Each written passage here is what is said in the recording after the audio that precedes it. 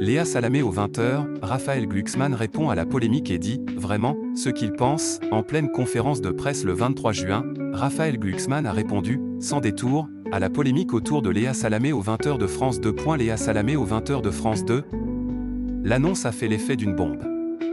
Et aussitôt, la question du conflit d'intérêts avec son compagnon Raphaël Glucksmann a explosé comme une grenade dégoupillée. Lui, eurodéputé à l'ambition présidentielle à peine voilée. Elle, journaliste en pleine ascension, désormais aux commandes du JT le plus regardé du pays. Cocktail explosif? Peut-être point, mais l'eurodéputé, en conférence de presse ce 23 juin 2025, a tenu à désamorcer. Elle, c'est elle, et moi, c'est moi. Le ton est posé, la distance aussi.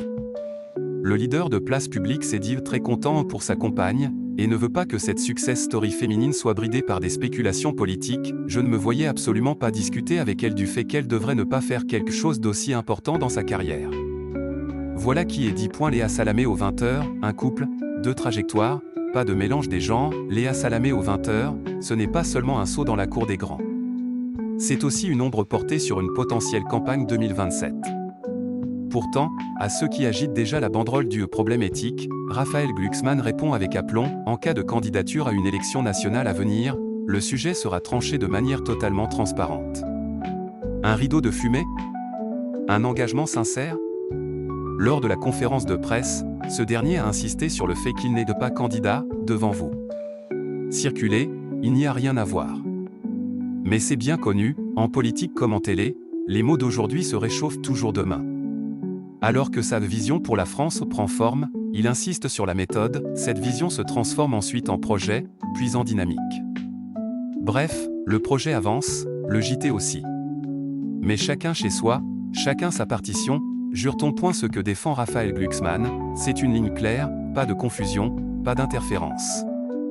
Mais difficile de faire taire les soupçons dans une époque où le moindre lien personnel devient affaire d'État.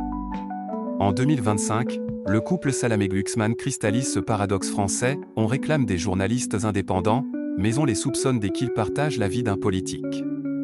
Pourtant, l'animatrice de quelle époque a déjà promis de se mettre en retrait si son compagnon se lançait dans la bataille de 2027. Pas suffisant pour certains.